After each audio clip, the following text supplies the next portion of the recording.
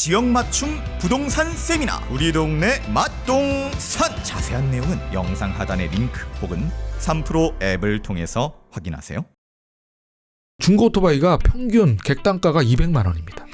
중고 거래 물품 중에서도 사실은 오토바이는 명품이죠. 차 다음으로 가장 비싼 거예요. 자산으로서는 가장 중요한 자산인데 특히나 베트남에서는 성인 1인 1 오토바이 아니겠습니까? 예, 1억 1천만 대가 돌아다니고 있으니까요. 인구보다 많습니다. 베트남 인구가 1억인데 돌아다니는 오토바이는 1억 1천만 네. 대다. 그중에 중고 오토바이 거래 대수만 1천만 대.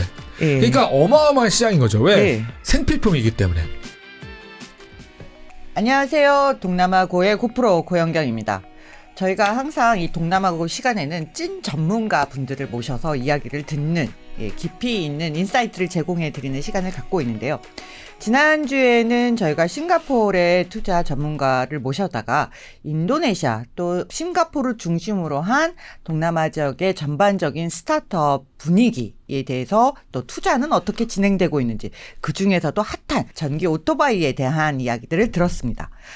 그런데 사실 동남아 전반에서 지금 스타트업 붐이 불고 있는 지역이 비단 싱가포르가 인도네시아만은 아닐 겁니다. 특히나 한국 기업들 또 한국 투자자들이 관심을 많이 가지고 있는 지역이 바로 베트남인데요. 오늘은 베트남 스타트업 씬을 오랫동안 지켜보고 또 투자를 이끌어가고 있는 찐 전문가분을 또 한 명 모셨습니다.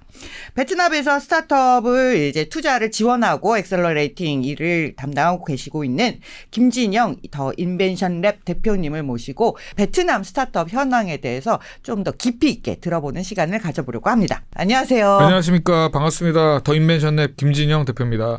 네, 사실 저와는 이제 또 안면이 있으시고 네, 또 네, 오랫동안 알고 지낸 사이이긴 하지만 본격적인 이야기에 들어가기 앞서서 대표님과 회사에 대한 소개를 간단히 부탁드립니다. 이렇게 소개해 주셔서 감사드리고 또 초청해 주셔서 먼저 감사의 말씀을 드립니다. 저희 회사는 2017년에 설립되었고 약 6년 정도 이제 초기 이제 투자기관 엑셀러레이터 기관으로서 활동을 하고 있습니다. 현재 약 140여 개 정도 기업에 투자를 했는데 그중에서 16개가 베트남을 포함해서 동남아시아 시장에 진출한 한국 스타트업 기업입니다. 그중에서 12개 팀이 현재 베트남에서 활발히 활동하고 있고 사실 베트남 현지 로컬 스타트업은 아니지만 모든 파운더들이 베트남으로 다 이주해서 베트남 인력들을 하이어해서 원팀을 만들고 베트남 현지에서 약 3년에서 4년 이상 동안 활발하게 활동하고 있는 한국인 파운더 중심의 베트남 스타트업이라고 할 수 있겠죠. 하지만 이제 지배구조 차원에서 보면 한국 본사, 베트남 자회사의 구조를 갖고 있는 다양한 버티컬 플랫폼 영역의 12개 기업에 저희가 투자를 하고 진출을 잘 시켜서 현재 생존율 100%. 예, 그리고 프리-A 이상 이제 기관 후속 투자를 받은 기업도 9개가 나타나는 등 성과를 좀 보이고 있습니다. 그때 이제 스타트업 관계자들을 좀 봤는데 사실 4년, 5년 전만 하더라도 베트남의 스타트업 씬이 그렇게 많이 발달하고 있는 상태는 아니었습니다. 왜냐하면 그러니까 같은 동남아 안에서도 상당히 한 발짝 뒤진 상태로 그렇죠. 출발을 했죠. 예. 그래서 사실 어떻게 보면 IT 기술 기반의 어떤 이런 신생 기업이 시장을 뭔가 이렇게 혁신하고 있다 이런 느낌은 전혀 없었고 여전히 이제 민간 기업이지만 국영 기업에서 민간 기업화된 기업이라던가 또는 빈그룹 같은 이런 전통적인 레가시 기업들이 사실은 산업계를 아직도 장악하고 있는 그런 시장적 특성을 갖고 있지만 2018년부터 조금씩 기류가 좀 변하기 시작했다라고 저는 판단이 되는데 하노이와 호치민에 그때 한 달을 이제 머물면서 왔다 갔다 할 때 스타트업 이제 엑셀러레이터 기관들이 그때 VSV 캐피탈이라던가 뭐 몇몇 이제 이 기관들이 이제 막 나타나서 스타트업 초기 투자를 막 하고 있는 그런 상황이었거든요. 2018년 19년대가. 그러면서 여기도 스타트업이 이제 조금씩 나타나고 있구나. 하지만 로컬 스타트업을 또 같이 만나다 보니까 로컬 스타트업은 사실 너무 이제 어울리고 뭔가 비즈니스 구조라던가 에스익이라던가 이런 것들이 많이 이제 경험 없는 젊은 창업가들이 나와서 만들다 보니까 사실 이게 스타트업인지 정말 SM인지 소상공인인지 자영업자인지 모를 정도로 예. 구분이 막 뒤죽박죽 되어 있는 상황이었습니다. 그러니까 창업을 해서 뭔가 자기 사업을 한다는 것과 조금 더 모험적이거나 혹은 신기술을 접목해서 새로운 페인 포인트를 찾아 솔루션을 제공한다는 스타트업의 개념이 굉장히 혼재된 상태. 혼재되어 있는. 예. 예. 그래서 어떻게 보면 그 혼재된 게 굉장히 긍정적으로 작용할 수도 있다라는 생각이 드는데요. 사실 동남아 전반적으로 보자면 스타트업 열풍이 분 것은 미국에서의 열풍 다음으로 바로 이제 싱가포르, 말레이시아 중심으로 넘어왔고 그 뒤로 이 전반적인 디지털 붐이 일어나는 게 이제 2012, 13, 14, 15 요 정도 사이 그때부터 이제 굉장히 강렬한 열풍이 불었다라면 아마 그게 한 박자 더 늦게 들어간 것이 네. 베트남이라고 보여집니다. 그래서 이제 그래서 저희가 차별적 이제 경쟁력으로 엑셀러레이터 기관으로서 국내 투자가 아니라 해외 투자를 한다면 가장 이제 두 가지 고민이 결국은 지역을 어디로 할 거냐. 그래서 미국, 중국, 유럽, 인도네시아 뭐 동남아시아인데 이제 동남아시아, 인도네시아, 말레이시아 좀 접근하기 좀 힘들지 않다. 베트남을 그래서 아무도 사실은 생각하지 않았을 때 2018년도에 엑셀러레이터 기관으로서 베트남에 한번 그러면 진출을 해보자. 두 번째는 진출의 형태를 어떻게 할 것이냐. 그래서 노콜 스타트업 말씀을 드렸지만 교수님 말씀하신 대로 너무 혼재되어 있는 상황.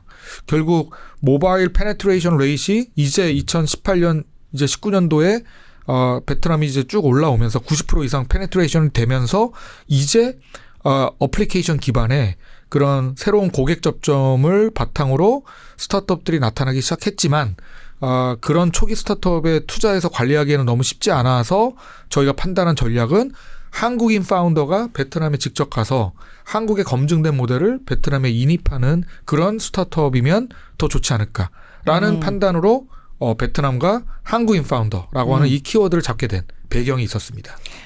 사실은 이제 이런 스타트업 투자가 되고 디지털 기반의 사업들이 성장을 하려면 일단 기본적으로 모바일을 누구나 이제 스마트폰을 누구나 가지고 있어야 되는데 이게 도농 간의 차이가 없이 거의 이제 모든 성인이라면 쓰거나 할 수 있는 그런 것들이 사실 모바일 사용률 지금 말씀하신 모바일 페네트레이션 레이쇼가라고 말씀하신 거에 이제 그런 스마트폰 사용 비율인데요. 이제 그게 거의 정점에 다달라서 이제 줄어들지 않고 이렇게 쭉 가는 그 시점부터를 아마 이제 투자에 적정한 시기, 그렇죠. 사업이 꽃피우는 시기라고 보신 것 같습니다. 네. 예.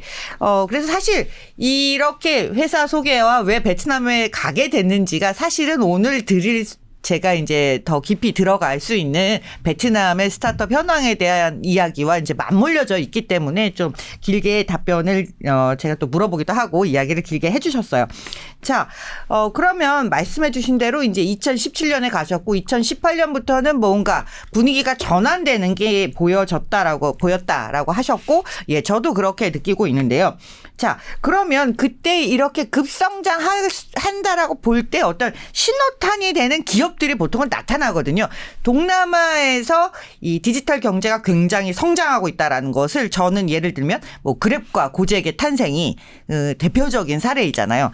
그러면 베트남의 스타트업 성장의 어떤 기폭제가 되는 하나의 사건 혹은 탄생했던 기업을 먼저 꼽아보자면 어떤 게 있을까요? 네. 이 자료가 이제 그렇게 오래된 자료가 아닙니다. 2022년 5월 달에 발표된 정혜영 연구원이 발표한 이제 베트남 스타트업 생태계의 변화와 발전 전망인데 여기 보고서에서 이제 발췌한 내용에 따르면 아시겠지만 뭐 교수님께도 너무 잘 아시겠지만 싱가포르는 어쨌든 캐피탈 시티로서 이제 뭐 그랩도 사실은 말레이시아에서 출범을 했지만 결국 이제 싱가포르로 플립을 통해서 본사를 이전했기 그렇죠. 때문에 본사 위치만 싱가포르에 있는 것이지 그렇죠. 실제 오퍼레이션은 영업은 활동은 다 다른 나라에서 다른 나라에서 하는. 하고 있죠. 예. 베트남 같은 경우에도 사실은 우리가 아는 상식과는 다르게 이미 6개의 이제 이 스타트업에서 출범해서 유니콘 반열에 네. 오른 기업들이 나타났고 VNG 같은 경우에는 이제 베트남 주식시장에도 상장이 되어 있을 정도로 커진 기업이죠. 잘로라고 하는 이제 그 모바일 인스턴트 메신저로 네. 유명한 원래 게임 개발 회사에서 출발했는데 그러니까 이 VNG는 비나 게임의 줄임말이죠. 네, VNG 맞습니다. 회사 이름이 그렇게 되어 있는데 여러분들 한국에서는 누구나 메신저를 카카오톡을 쓰잖아요. 그런데 이제 베트남에 가면 누구나 잘로라는 잘로를 메신저를 쓰죠. 쓰는데 네. 이 잘로라를 메신저를 만든 회사가 VNG라는 회사고 이 회사는 이 메신저를 만들기 전에는 원래 게임 퍼블리싱을 해서 맞습니다. 떼돈을 번 다음에 이제 메신저를 만들게 예. 되는데 이제 이 회사를 말씀을 해주신 겁니다. 네, 맞습니다. 그래서 이 VNG, VNPay, 모모, 티키, 샌도, 스카이, 마비스까지 6개의 유니콘이 현재 등록이 되어 있는데 이 영역을 보면 전형적으로 커머스와 핀테크 그다음에 게임 커뮤니케이션 이 세 가지 분야로 대변이 됩니다. 그러니까 그 얘기는 2018년 19년에 제가 갔을 때 그 전에 어떤 전조가 일어났느냐 결국 베트남은 아시겠지만 뭐 남성보다는 여성 주도의 구매가 굉장히 강한 나라고 특히나 코스메틱 또는 뷰티 제품, 홈 인테리어, 패션 쪽에 있어서는 압도적으로 요 라자다나 소피와 같은 이커머스를 통한 구매 활동이 촉진되고 있던 시장이었습니다. 그러다 보니까 내수에서 티키나 샌도 같은 이제 베트남 기반의 이커머스 사업자들이 쫙 오는 그런 과정이 있었고 특히 모모와 같은 간편 결제에서 시작해서 지금은 페이먼트와 파이낸셜 서비스 전체 슈퍼앱이 되고 있는 기업들도 이미 18, 19년도에 상당히 저력을 좀 보이면서 출범을 이제 아주 이제 사실 어떻게 보면 그로스 스테이지는 아니었지만 이제 얼리 스테이지를 넘어서 이제 쭉 성장하고 있었던. 근데 그 성장의 어떤 기반의 이커머스와 이제 간편 결제, 페이먼트 이런 쪽 영역은 이런 로컬 기업의 강세가 상당히 전조를 보여주고 있었다. 이런 기반이 있었기 때문에 이제 이 모바일 페네트레이션 레이셔가 높아지고 다양한 로컬 서비스들, 온디맨드 서비스들이 어플리케이션으로 나오면서 이들과 연계가 시작되는 작업들이 2단계로 진행되지 않았느냐라고 이제 보고 있습니다. 그러니까 지금 6개의 유니콘 저게 뭐 이제 그 평가하는 시점마다 조금씩 숫자는 달라지긴 하지만 이제 저 6개를 저희가 유니콘 기업 가치 1조 이상 뭐 10억 달러 이상의 기업들로 보고 있는데요. VNG는 아까 설명을 드린 대로 그 게임 회사로 시작해서 지금 메신저를 가지고 있고 거의 뭐 카카오와 같은 사업 구조를 가져가고 있고요. 카카오그룹과 거의 비견되는 베트남의 그렇게 대기업이죠. 가지고 있고 그다음에 VN페이는 아시겠지만 지금 뭐 이름 그대로 페이가 붙었으니까 핀테크고 모모도 역시 결제하는 회사입니다. 그리고 티키샌도는 이커머스 회사이고요. 로컬 이커머스 회사입니다. 그리고 이제 마지막으로 스카이 마비스라는 아주 독특한 회사가 있죠. 여기 이제 엑시 인피니티라고 하는 P2E, 플레이 투 언이라고 하는 블록체인 기반의 게임으로 굉장히 유명한. 그래서 오히려 베트남보다 뭐 필리핀에서 막 떴던 P2E로는 가장 큰 기업가치 평가를 받았던 게임 회사죠. 개발사입니다. 네. 맞습니다. 그렇게 해서 6개가 지금 등장을 해서 유니콘 반열에 올랐다라는 건 사실 그 지금 시청자 여러분들이 생각하시는 것보다는 훨씬 개수가 많은 거라고 할 수 있을 것 같습니다. 특히나 이제 VNG 같은 경우는 미국 상장 이야기가 나오고 있어요. 빈페스트의 나스닥 상장에 이어서 자기네들도 한번 나스닥 상장 도전해 보겠다. 아마 저 상장 이후 평가가 어떻게 되는지에 따라서 베트남 스타트업 씬에 대한 평가가 좀 달라질 수도 있을 것 같습니다. 그러면 요렇게 지금 그 이전에 한국에서 성공했던 모델들이 이제 넘어가서 잘 되는 어떻게 보면 어느 나라에나 있는 모델들이죠. 뭐 페이라든가 이커머스 같은 경우에는 그러면 그 한국 기업들은 이런 틈에 어떻게 뭐 들어갈 기회가 있을까요? 있죠. 그래서 이제 뭐 요 장표 이 도표를 갖고도 말씀을 조금 더 나눠볼 수 있을 것 같은데 아시겠지만 베트남은 전형적으로 이커머스와 핀테크, 인도네시아도 저는 똑같다고 보는데 이커머스 영역과 핀테크 영역, 특히 페이먼트 영역은 로컬 기업들이 강할 수밖에 없습니다. 그래서 그쪽 영역은 한국의 높은 기술 수준을 갖고 있는 핀테크 이커머스 기업이 있다고 하더라도 사실상 직접 그 모델을 갖고 베트남에 이제 직접 진출하는 거는 쉽지가 않다. 그러니까 전략적 뭐 조인트 벤처를 맺거나 또는 현지에 사업 협력을 하지 않고서는 그 기술 그대로 사실은 소일리 진출하기는 쉽지 않다. 하지만 이런 기반들 위에 연결되어 있는 버티컬 분야들이 파생 이제 서비스 분야로 등장하고 있는데 그 대표적인 영역이 예를 들면 비즈니스 오토메이션 쪽이라던가 그다음에 에듀테크, 그다음에 헬스케어. 다 이런 부분들은 결제랑 당연히 연동이 되어 있고 그리고 로지스틱스도 되게 중요한 영역입니다. 그러니까 이커머스가 프론트엔드에서 사실 성장을 하게 되면 당연히 로지스틱스가 따라올 수밖에 없고 그 로지스틱스는 다른 일반 생활 편의 서비스와도 연결이 돼서 사용될 수밖에 없는 구조적 특성을 갖고 있죠. 그래서 저희가 바라보건대 조금 더 베트남에서 우리가 살펴볼 이 도표에서도 보면 이 플럭추에이션이 있지만 계속해서 투자가 조금씩 점진적으로 증가하고 있는 영역을 보면 전형적으로 페이먼트나 리테일, 그러니까 이커머스와 연관된 파이낸셜 서비스는 노컬이 강합니다. 예, 이 투자 비중이라던가 금액도 제일 많고요. 하지만 그 외를 제외하고 우리가 노컬 서비스 또는 이 모바일 기반의 디지털 서비스로서 한국 스타트업이 베트남에 진출한다라고 했을 때 이런 비즈니스 오토메이션 기반의 B2B 사스형 솔루션들 그리고 에듀케이션과 관련된 에듀테크 시장들 그다음에 디지털 헬스케어와 관련된 헬스케어 이쪽 분야는 한번 노크를 한번 해보는 것도 직접 진출 또는 외투법인 형태로 진출하거나 다양한 사업제휴 형태로 들어가는 부분들에 대해서 상당히 가능성이 계속해서 높아지고 있는 영역이라고 생각을 하고 있습니다. 예. 지금 해주신 말들 중에 약간 어려운 용어가 있어서 제가 좀 쉽게 풀어드리면, 예. 사실 페이먼트나 이커머스 같은 경우 우리가 이제 흔히 볼 수 있고 우리가 매일 쓰는 뭐 쿠팡도 이커머스고 뭐 네이버 페이, 카카오 페이 뭐 이런 다 페이를 쓰잖아요. 그러니까 기본적으로 소비자들이 맨 앞단에서 늘 쓰고 있는 이런 서비스들은 사실 로컬에 이미 강력한 플레이어들이 있거나 혹은 뭐 다른 굉장히 동남아 지역에서 1등을 1, 2등을 차지하고 있는 이커머스 플레이어들이 있기 때문에 이런 시장에 들어가는 건 굉장히 어려운 상황이다. 그래서 한국 기업들이 지금 들어가다 하더라도 높은 기술 수준이 있다 하더라도 동일한 서비스를 해서 경쟁에서 이기기는 어렵다. 다만 이들이 하는 서비스와 연관된 다른 서비스. 당연히 이커머스가 성장을 하면 배송, 물류 이런 것들이 같이 성장을 해야 되는데 이 부분이 아직 앞서가 있지 못하니까 이런 부분에서는 충분히 진입할 수 있는 기회가 있고 또 우리가 잘하는 게 있죠. 에듀텍이라고 해서 예, 디지털 기반으로 이제 학습을 제공해 주는 그런 여러 가지 교육 관련 컨텐츠도 좋고 또 플랫폼도 좋고 이런 기반들의 서비스도 잘 될 수 있는 가능성이 있다라고 말씀을 해 주셨어요.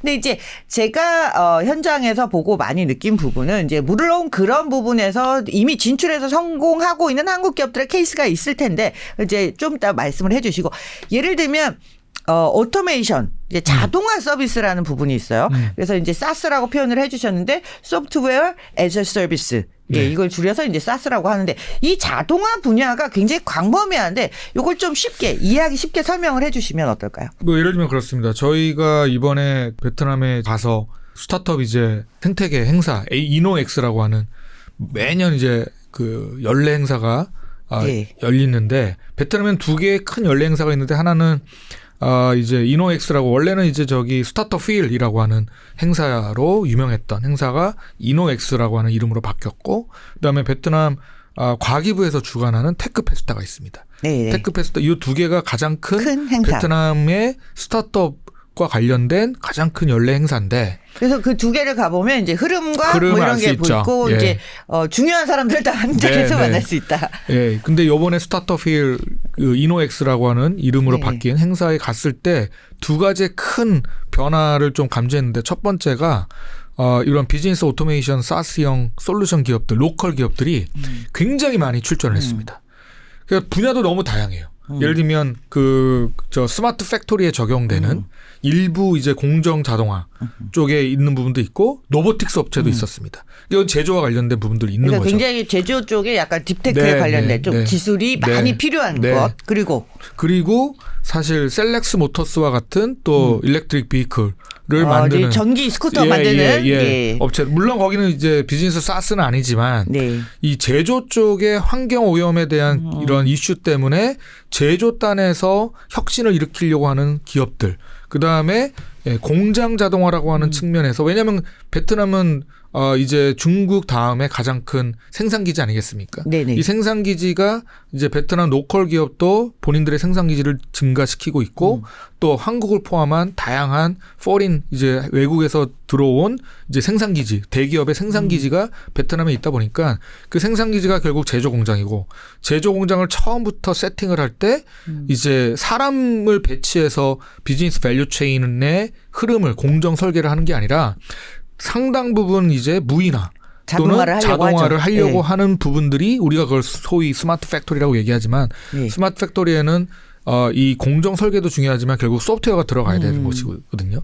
그래서 이런 MES라고 하는 이제 기본적인 소프트웨어 기반의 솔루션들이 이제 상당히 많은 버티컬 제조 공정 영역에 다양한 기업들이 등장해서 제공하려고 하는 움직임이 좀 보여졌다. 그다음에 이제 프로테크 쪽과 관련해서도 부동산 시장이 워낙 큰데 네, 부동산 관련된 이제 프로퍼티 테크를 이제 줄여서 프로테크라고 맞습니다. 이제 그래서 이야기하죠. 프로퍼티 이제 부동산 자산의 임대인과 임차인의 데이터를 갖고 건물 자산 관리를 효율화할 수 있는 이런 비즈니스용 사스 솔루션도 직접 로컬 기업이 만들어서 출시를 했는데 현장에서 본 느낌은 상당히 고도화되어 있다. 마치 예를 들면 사빌이라던가 그 CBRI 같은 베트남의 가장 큰 프로퍼티 매니지먼트 회사들이 솔루션을 갖고 개별 건물을 관리하고 있는데 중소형 건물주 입장에서 보면 그런 대형 기업 프로퍼티 PM사를 사실 적용하기 힘들고 사람을 이제 고용해서 관리할 수밖에 없는데 현지에서 이미 그런 중소형 건물주를 위한 건물 관리 솔루션 같은 것들이 등장하는 걸 보면서 야 이거는 한국만큼이나 빨리 어드밴스 되고 있네 이쪽 영역이. 그러니까 그런 것들을 많이 느꼈습니다. 그러니까 처음에 이야기 하실 때 여기가 스타트업인지 자영업인지 그냥 개인 사업자인지 중소기업인지 전혀 모랄 섞여 뒤죽박죽. 그러니까 너무 동시다발적으로 일어나면서 자신들의 그 사업 형태 자체를 뭐 크기라든가 성격을 규정하는 게 굉장히 모호한데 어떻게 보면 그 모호함 때문에 빠르게 전환되고 빠르게 발전하는 속도의 가속도가 발전의 가속도가 붙어 있다라는 느낌을 받습니다. 그러다 보니까 사실 베트남에는 많은 대기업들도 존재하고 있지만 실질적으로 동남아를 평균적으로 보면 동남아 경제력의 70% 이상을 이제 중소기업 그리고 초소형 기업들이 담당을 하고 있다라고 저희가 통계적으로 그렇게 나와 있어요. 근데 그렇다 보니까 이 중소기업들을 위한 각종 소프트웨어 아주 단순하게는 뭐 휴가 병가 처리해주는 그런 HR, 사스 형태도 그런 인사 관리 총무 관련된 그런 프로그램 또 내지는 뭐 그 이외에도 그 비용 처리해주는 또 회계 처리해주는 이런 프로그램들 소위 말하면 우리나라에는 이제 각종 그런 프로그램들이 많이 나와서 자영업자들도 쓰고 이렇게 하고 있는데 이런 부분까지도 전부 다 사스 영역이라고 볼 수 있는 거죠. 맞습니다. 그리고 저는 개인적으로는 뭐 오픈 AI가 이번에 GPT-4 터보 버전 그다음에 GPT 스토어를 아예 공개를 발표를 하지 않았습니까? 그러니까 생성형 AI가 가장 많이 적용될 만. 왜냐하면 그 베트남 사람들은 항상 이 COD 문화가 항상 있었고 캐시 온 딜리버리라고 해서 물건을 받고 돈을 지불하는 방식이 아직도 50% 정도는 물론 전문 친구들은 이제 모모페이라 잘로 간편 결제를 선호하긴 하지만 여전히 주문을 메신저 형태로 계속해서 커뮤니케이션도 되게 익숙합니다. 우리나라 사람들보다. 그 얘기는 뭐냐면 챗봇 기반의 자동화된 사스형 솔루션들이 얼마든지 산업계에 나올 수 있다라고 하는 부분들이 있는데 그런 것들을 오히려 이런 오픈 소스를 잘 활용해서 산업계에 적용할 수 있을 만한 포텐셜이 더 높은 나라가 저는 한국보다 오히려 베트남이라고 봅니다. 그 우리나라하고 좀 틀린 점이죠. 우리는 그냥 우리가 입력을 하고 골라서 이렇게 단계별로 주문을 하는데 절대 메신저로 상담원이랑 절대 커뮤니케이션 하지 않죠. 그냥 모바일 앱에서 끝나죠. 선결제니까. 그러니까 이게 이런 문화적 차이를 이해하는 게 굉장히 중요한 거예요. 그러다 보니까 이제 소셜 커머스가 잘 된다는 얘기가 나오는 거죠. 틱톡 커머스 너무 잘 되고요. 틱톡 커머스 얘기 좀 해주시죠. 틱톡 커머스는 사실 한국에서 틱톡은 커머스와 연계가 되게 쉽지 않지 않습니까? 뭐 그냥 소셜 네트워킹 서비스 중에 하나인 것이죠. 페이스북과 같은 인스타그램과 같은.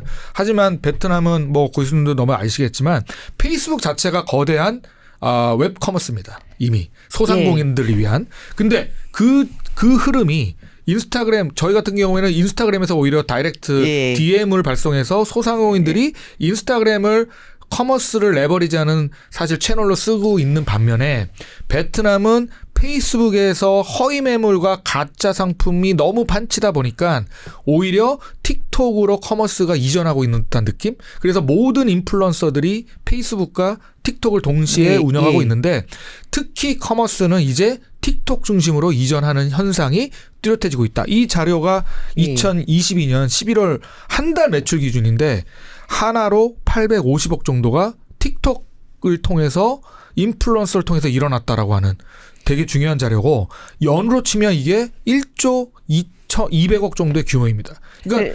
사실 베트남에서 틱톡이 이 정도의 이제 매출 규모를 자랑한다는 얘기는 라자다 정도에 올라왔다. 그래서 지금 네. 베트남 시장이 어떻게 돼 있냐면 아시겠지만 소피가 압도적으로 전체 네. 이커머스 시장의 70% 정도를 매출이 소피가 담당하고 있고 이 쇼피라는 1등 동남아 전체 1등 이커머스인데 그렇죠. 그중에서도 쇼피가 베트남에서의 시장 점유율이 굉장히 높아요. 70%입니다. 네. 예. 그리고 2등이 원래 라자다. 예. 예, 라자다가 원래 1등에 하다가 이제 소피에 밀려나기 시작해서 지금 한 5%, 20%에서 25% 왔다 갔다. 라자다는 원래 이제 로켓 인터내셔널이 만들었다가 알리바바가 인수했어요. 인수했죠. 지금에서 알리바바 밑에 라자다가 있는데 라자다가 25% 시장 점유율로 굉장히 쇼피에 비해서 힘을 못 쓰고 있는 상황인데 예. 여기에 그다음에 나머지 4, 5%를 아까 이제 그 티키 샌도 유니콘에 오른 예. 티키와 샌도가 차지하고 유니콘이긴 있다가 하지만 정말 시장 점유율은 안타깝네요. 티키 요즘 상황 안 좋습니다.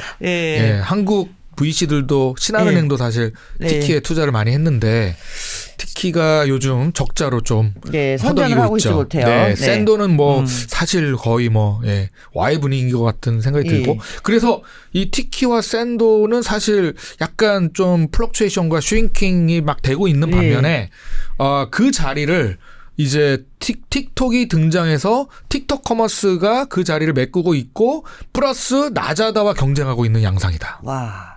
그 정도로 성장했다. 그래서 저희가 사실 그 많은 전문가들이 저도 뭐 동남아 이커머스를 많이 보지만 그래서 워낙에 이 소셜 미디어 기반으로 물건을 구매하고 쇼핑을 하는 걸 굉장히 좋아하고 익숙하다 보니까 틱톡 커머스가 부상할 것이다라는 예상을 하기는 했지만 이렇게 빨리 성장하리라고 본 사람은 많지는 않을 것 같습니다. 실제로 2022년 12월 한 달 기준으로 라자다 대비 80% 수준의 매출을 기록했고 월 기준으로 티키 대비 4배 높은 수준입니다. 이게. 그리고 소피 라자다에 이어서 사실상 3대 이커머스로 채널로 부상했다. 왜 그러냐? 제가 보기에는 어쨌든 인플루언서 중심의 이커머스 시장이 발달되어 있는 마켓이기 때문에 아무래도 인플루언서가 갖고 있는 영향력이 강합니다. 한국보다. 네. 그러다 보니까 틱톡을 통해서 인플루언서가 판매하는 물건들을 실제로 고객이 만나고 그러니까 인스턴틀리 판단할 수 있고 신뢰가 어떻게 보면 인플루언서가 신뢰가 있다면 인플루언서가 판매하는 물건도 신뢰가 있다. 페이스북보다는 훨씬 더 그런 관점 때문에 브랜드 오너들이 브랜드 기업들이 특히 코스메틱, 홈인 인테리어 패션 쪽 분야는 오히려 인플루언서를 직접 고용해서 마케팅 채널과 판매 채널로 틱톡을 이용하려고 하는 선호도가 높을 수밖에 없다. 이렇게 생각합니다. 이런 게 사실은 뭐 베트남에서 좀 더 두드러진 특징으로 나타나긴 하지만 다른 동남아 지역에서도 비슷하거든요. 그렇죠. 그러다 보니까 틱톡 커머스의 성장을 두려워한 나머지 인도네시아에서는 금지를 하고 있습니다. 지금. 그것도 인도네시아 제가 정부가 들었습니다. 금지를 인도네시아에서는 하고 있습니다. 틱톡을 커머스로 예. 그러니까 그게 이제 틱톡이 갖고 있는 리스크 포인트인 것 같아요. 예. 사실 인도네시아는 또 로컬 플레이어들을 좀 보호하기도 하고 소상공인들이 너무 그런 인플루언서 경쟁에 매몰되는 것 자체를 좀 정부가 조금씩 규제를 하고 있는 상황이다 보니까 그런 현상도 나타나고 있습니다. 베트남도 그런 리스크 포인트가 있을 수 있는데 아직까지는 그런 조짐은 안 보이고 있긴 합니다. 근데 또 뭐 이 정부 리스크라는 게 항상 있죠. 규제 리스크가 없지 않습니다. 네. 한국만 규제 리스크가 있는 게 아니에요. 이 어느 나라나 이런 시장이 너무 급격하게 변할 때에는 이런 규제 리스크가 있습니다. 그래서 일단 이커머스 시장은 이렇게 또 이제 틱톡 커머스 이야기를 하면서 많이 해주셨어요. 사실 한국에서 많은 뭐 스타트업 관계자들이나 뭐 또 이 커머스 관계되시는 분들이 베트남 시장에 진출하고 싶어 할 때 많은 도움이 되는 이야기가 아니었나 싶습니다. 자, 그러면 보통 이제 이런 커머스 시장에서 좀 우리나라 기업들이 갈 수 있는 기회로서의 또 투자 대상이라든가 진출의 기회로서 좀 이야기를 전환을 해보려고 합니다. 이미 한국에서 이쪽으로 나간 기업들이 많이 있어요. 예. 스타트업, 뭐, 제조업이야 말할 것도 없고, 한국의 금융기관도 다 나와 있고, 이제 스타트업들도 베트남 진출을 한 기업들이 상당히 많이 보이고 있습니다. 대표님이 가지고 또 여태까지 경험한 기업들 중에 한국 스타트업들이 얼마나 진출을 했고, 어느 분야에 주로 집중되어 있나요? 뭐 현재 베트남에 진출한 한국 스타트업 개수가 점점 더 늘어나고 있는 거는 맞고, 저희가 파악한 바로는 거의 한 40여 개에서 50여 개 정도는 일단 현지에서 저희가 파악이 됐거든요. 네네. 기본적으로는 점점 더 이 숫자는 늘어날 것이라고 보여집니다. 하지만 진출의 형태가 직접 진출이냐, 외투법인으로서 아니면 조인트 벤처냐, 뭐 이런 부분들을 고려해보고 좀 더 이제 분류를 해볼 필요는 있을 것 같은데, 예를 들면 뭐 한국에서 정말 검증된 이제 유니콘 또는 네. 데카콘 모델로 대표적이었던 진출 사례가 배달의 민족과 토스였습니다. 사실 배달의 민족은 그냥 이 길게 안 하고 그냥 딱 이름 자체 그 브랜드 자체를 배민으로 했더라고요. 예, 맞습니다. 토스도 마찬가지였고요. 하지만 두 개 기업은 아쉽게도 예. 좀 성공적으로 안착을 성공적으로 못했어요. 안착을 못하고 철수 결정을 내렸습니다. 이번에. 예. 그래서 그 두 개가 어떻게 보면 대표적으로 직접 유니콘 스타트업이 한국 유니콘 스타트업이 직접 베트남에 진출했던 사례. 그다음에 그렇지 않고 초기 스타트업인데 한국에서 검증된 모델이지만 베트남에 사실 베이컨트 슬롯, 그러니까 베트남에 없는 이 빈 곳이라고 한국인 파운더가 생각해서 직접 외투법인을 설립해서 이제 베트남 직원들을 채용해서 베트남 현지에서 오퍼레이션하고 있는 한국 스타트업들이 1세대라고 저희는 부르고 있습니다. 1세대. 2세대는 사실 어떻게 보면 이제 조인트 벤처가 전 활성화될 것이다. 왜냐하면 직접 진출하는 게 이제는 베트남도 쉽지가 않다. 그래서 조인트 벤처형 진출이 이제 내년부터 좀 더 활발화되지 않겠느냐라고 하는 게 제 생각이고, 지금은 1세대 기업들이 주류를 차지하고 있다고 보시면 되는데, 그 중에서 뭐 이 장표에서도 보시다시피 분야는 굉장히 사실은 다양한데, 이게 약간 타임머신 투자 같은 느낌이어서 한국에서는 이미 검증된 모델인데 베트남에 없는 로컬 서비스라던가 온디맨드 플랫폼 위주의 기업들이 주로, 그러니까 기술 중심의 기업, 집약적 기업보다는 결국 로컬의 생활편이라던가 로컬의 모바일 페네트레이션 레이트가 올라가면서 어플리케이션 형태로 고객 접점은 만들어지고, 그를 통해서 뭔가 네트워크 효과로 플랫폼화 하려고 하는 기업들이 여전히 한국보다는 기회 요소가 많다라고 보여지는 팀들이 상당히 많이 진출했다라고 보시면 좋을 것 같습니다. 그러니까 지금 해주신 말씀이 예전에 한국이 소득 수준이 낮지만 이제 점점 올라오는 시점에서 이미 미국이나 일본에서 유행했던 비즈니스 모델, 뭐 가게 형태, 소비 아이템 이런 것들이 이제 한 박자 늦게 유행이 됐었거든요. 근데 스타트업에서도 약간 그런 비슷한 현상들이 맞습니다. 일어나고 있는 거죠. 그래서 베트남이 지금은 어찌됐든 한국보다는 1인당 소득 수준이 낮다 보니까 올라가면서 그동안 쓰지 않았던 새로운 서비스에 대한 수요가 높아지는데, 그것들이 이미 한국에서 검증된 모델들을 한 박자 늦게 잘 다듬어서 현지화시켜서 안착시키는 모델들이 지금 1세대 한국 스타트업 베트남에 보고 계시는 거죠. 예, 그렇습니다. 그래서 로컬 스타트업도 어떻게 보면 이제 그런 흐름들의 반열에 이제 올라와서 미국이나 다른 선진국에서 이미 검증된 모델을 이제는 베트남 로컬 창업가들이, 파운더들이 스스로 벤치마크하고 찾아서, 그렇죠, 서치해서 베트남 시장에 안착시키는 문화가 가속화되고 있기 때문에 1세대처럼 진입하기가 이제 쉽지 않다는 거죠. 왜냐 검증된 네. 모델을 이미 로컬 파운더들도 4년 전 5년 전에는 그게 정보 비대칭성이 있었는데 지금은 정보 비대칭성이 없어졌다 보니 모든 로컬 플랫폼 분야별로 다양하게 나타나고 있고 그러니까 심지어 쉽게 얘기하면 이런 거예요. 창업 붐이 불었는데 창업 붐을 불 때 뭐 다 순전히 자기 아이디어만 있는 게 아니라 일단 약간 모방해서 시작하다 그렇죠. 보니까 예. 다른 나라에서 잘 된 거 뭐 있냐, 뭐 한국에서 이런 잘 게 된 잘 거 있냐. 됐더라, 그렇죠. 이런 것들을 이제 베트남 젊은 청년들이 하고 빠르게 있는 겁니다. 흡수해서 예. 모델을 내고 예. 있다. 그나마 저희가 잘했던 거는 4년 전 5년 전에 가서 일찍 들어갔다라고 하는 것 때문에 약간 타임머신 투자가 가능했다라고 말씀드리는 거고. 그 좋은 표현인 것 같아요. 타임머신 투자. 예. 그런데 사실 1세대로 갔기 때문에 고생들도 엄청 하셨잖아요. 거의 뭐 사람 인력을 채용하는 문제, 그 다음에 현지의 어떤 로컬 룰에 맞춰가지고 뭐 문제, 서비스의 어떤 라이센스라던가 서비스를 워킹할 수 있도록 구조화하는 문제가 사실은 여전히 한국인 파운더가 아이디어는 좋지만 실행은 또 현지 로컬에 맞게 실행을 해야 되다 보니까 적응하는 데 쉽지가 않았죠. 그래서 무조건 저희의 정책 중에 하나는 파운더가 베트남에 살지 않으면 성공할 수 없다라고 하는 기본적인 기조를 갖고 왔습니다.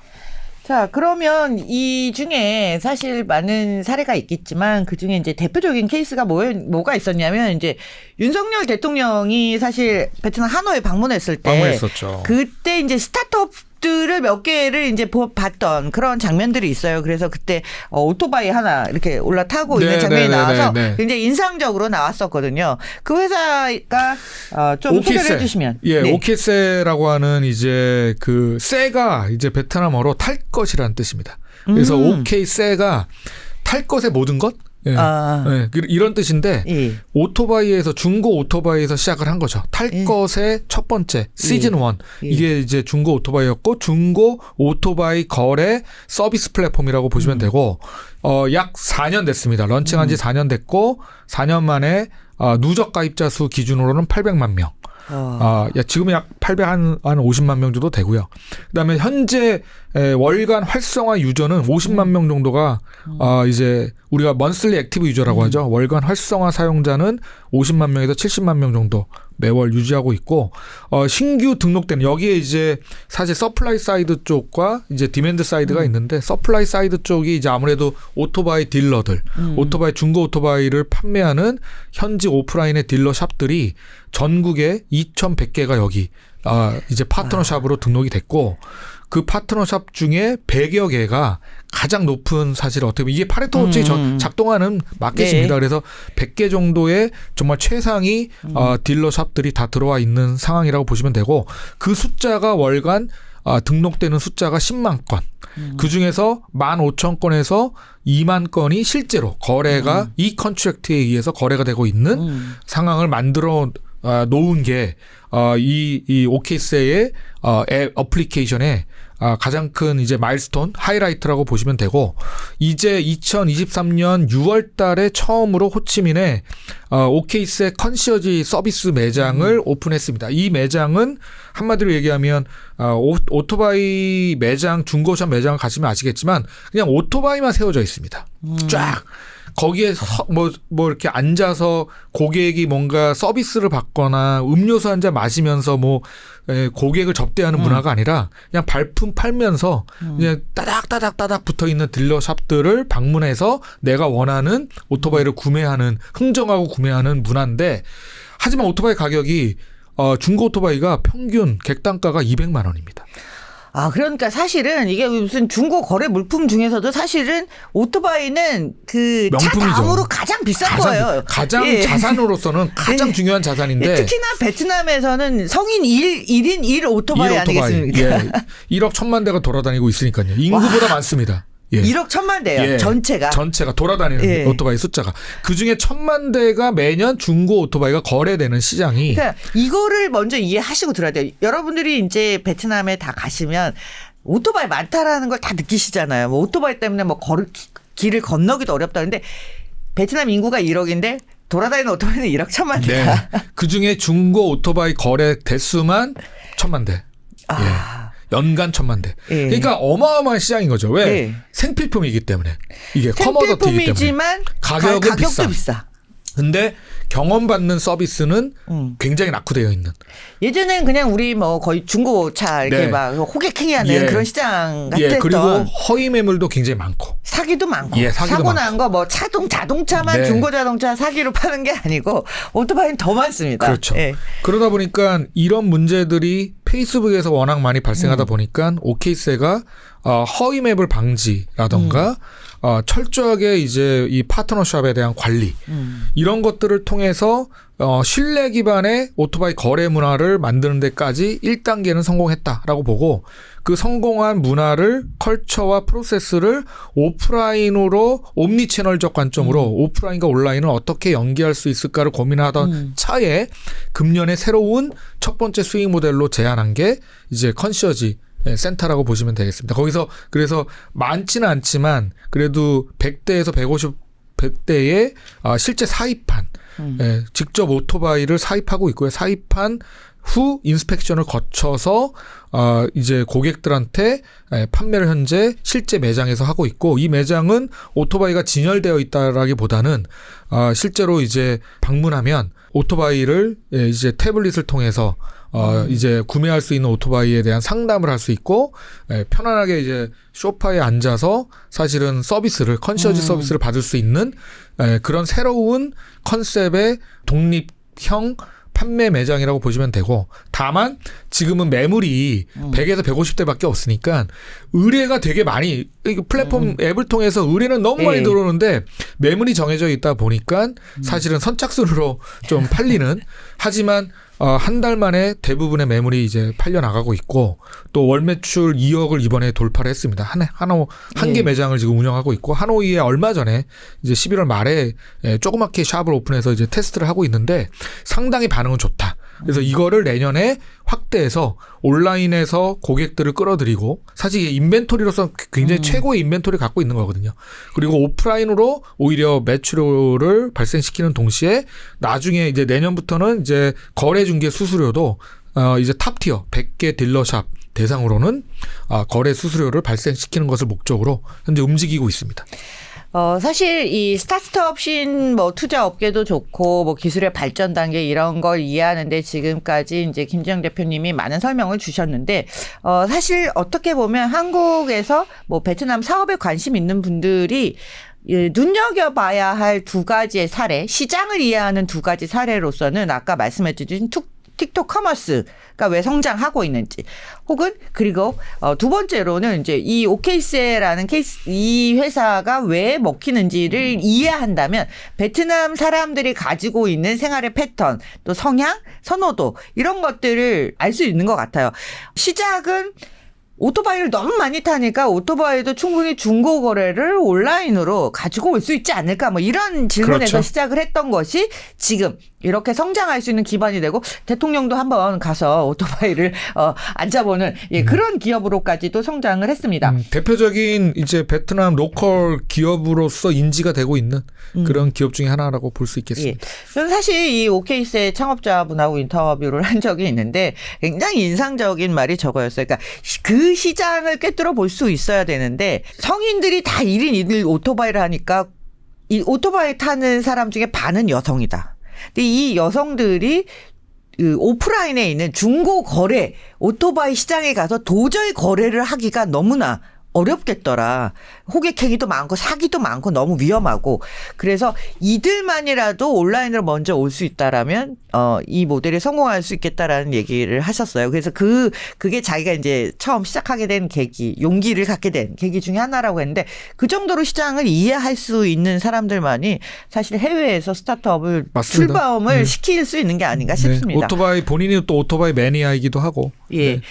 또 이제 좀 다른 얘기를 비교를 해드리자면 싱가포르랑 말레이시아 기반으로 오토바이가 아닌 중고차 거래 플랫폼들이 유니콘으로 성장을 했는데 이들도 이제는 오프라인으로 진출을 해서 굉장히 빠르게 사업 모델을 확장을 맞습니다. 하고 있습니다. 예.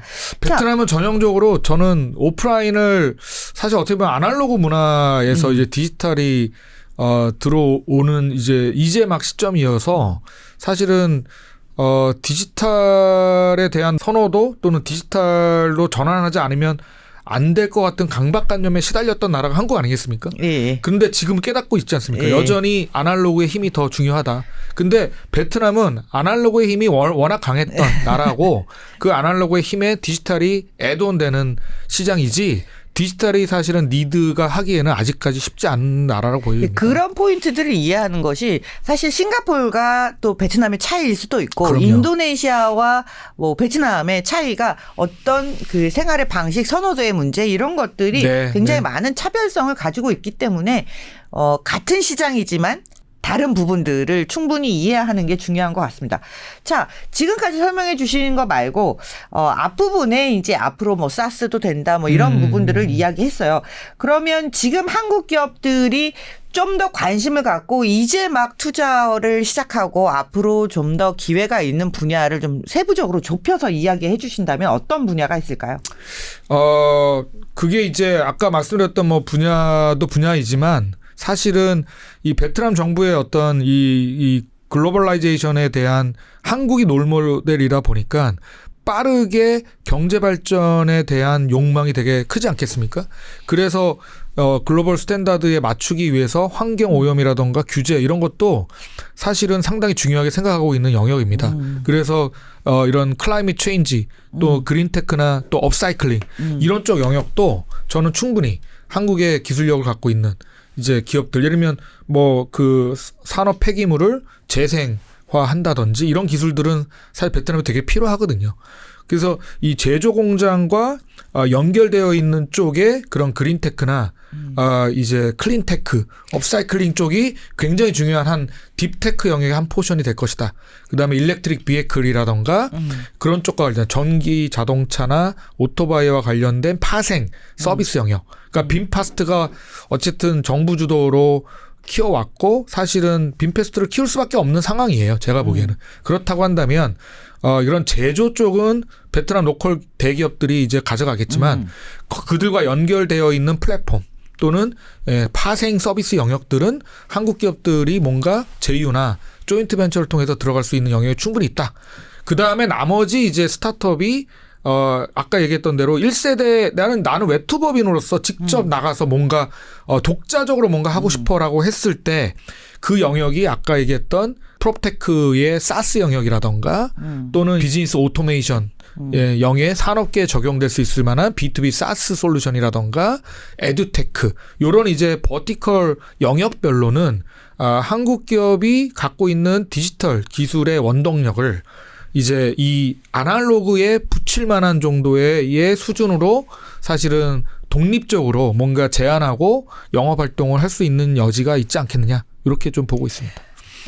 아까 말씀해 주신 것 중에 이제 전기 오토바이, 전기차는 뭐 다른 차량 업체들이 하고 있으니까 전기 오토바이 부분만 좀 인도네시아하고 한번 비교를 해보고 싶어요.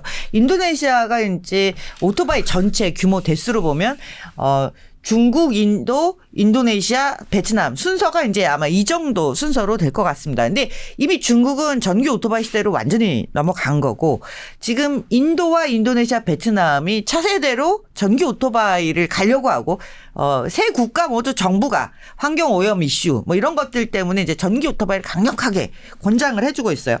근데 인도네시아의 사례를 지난 시간에 들어보니까 투자자는 많이 대기하고 있고 한 40여 개의 업체가 있습니다.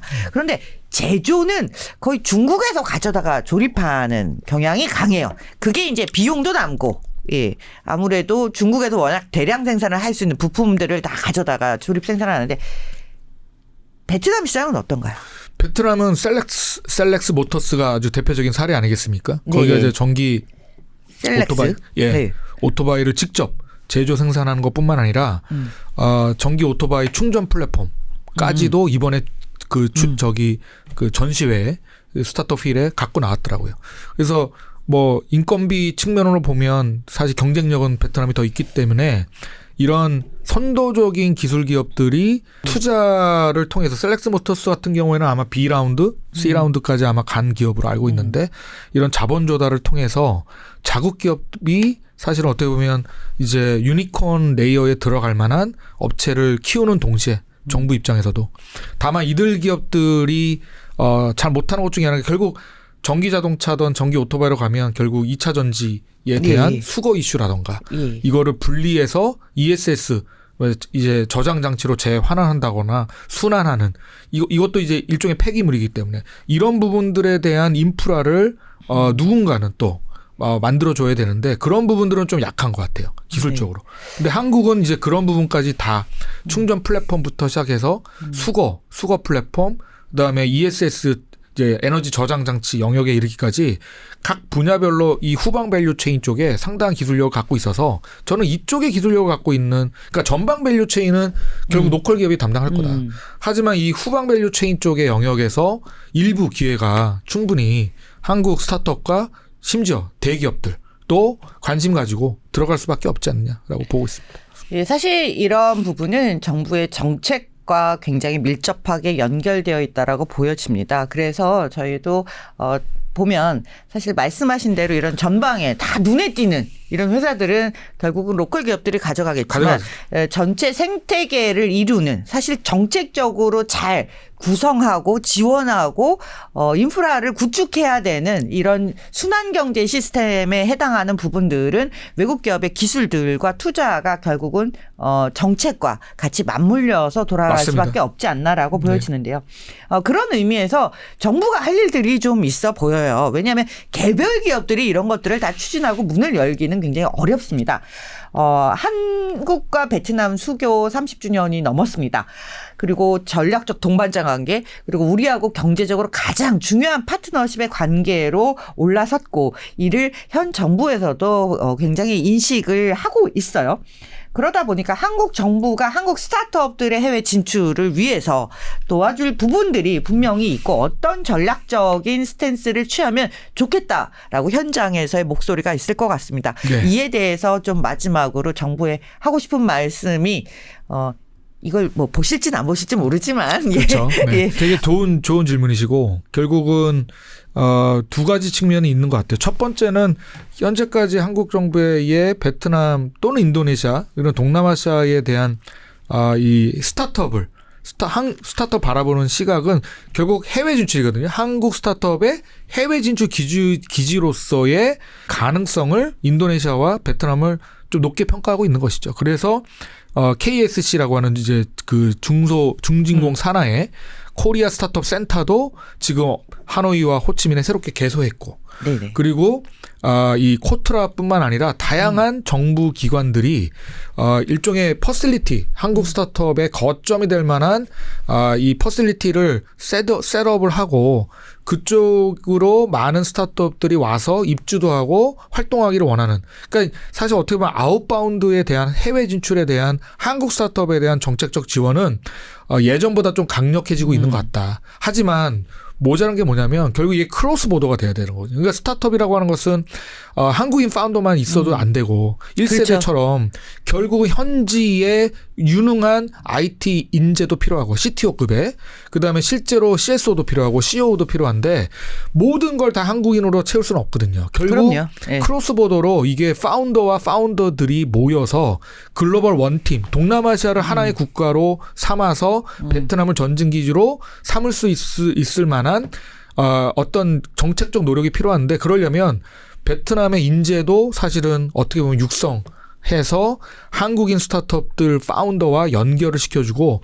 이들이 베트남에서 사업할 수 있도록 오히려 베트남 로컬 사실 내작의 법인을 만들 수 있도록 도와주는 것도 그러니까 한국의 한국 기업을 셋업한 다음에 베트남으로 진출하는 것도 방법이지만 한국인과 베트남 예를 들면 CTO 한국인 파운더 CEO가 만나서 베트남의 법인을 만들어서 그 둘이 베트남에서 성장할 수 있도록 도와주는 것도 해외 진출 아니겠느냐. 이런 측면에서의 인트라바운드나 크로스보더의 관점으로 사실은 한국인 파운더와 한국 스타트업을 지원해 줄 수 있는 정책적 아젠다와 이제 노력이 필요한데 왜냐하면 베트남 정부는 사실 자국 기업을 육성하기를 원하거든요. 근데 그 자국 기업을 베트남인으로만 구성하는 것보다는 오히려 선진국에 온 이제 젊은 인재들이 베트남 내에서 창업을 한다? 이거는 제가 보기에는 너무나 굉장히 양국 간에도 상당히 이 우호 증진을 돕고 스타트업 생태계를 다른 측면으로 활성화시킬 수 있는 방법 중에 하나가 아니겠느냐. 이렇게 저는 좀 생각하고 있어서 이런 부분들도 고려해서 이왕 만든 그 좋은 퍼실리티에 한국인 스타트업만 입주를 받지 말고 베트남 스타트업도 이쪽에 해서 콜라보레이션 거기서 하게 하고 POC도 해보고 거기서 성과가 나면 예, 뭔가 새로운 사업을 할 수 있도록 지원을 해주는 그런 프로그램과 이 그랜트 오히려 R&D 비용을 그런 쪽에 그랜트로 좀 지원해주는 정책이 이제는 좀 필요하지 않는가라고 생각이 됩니다.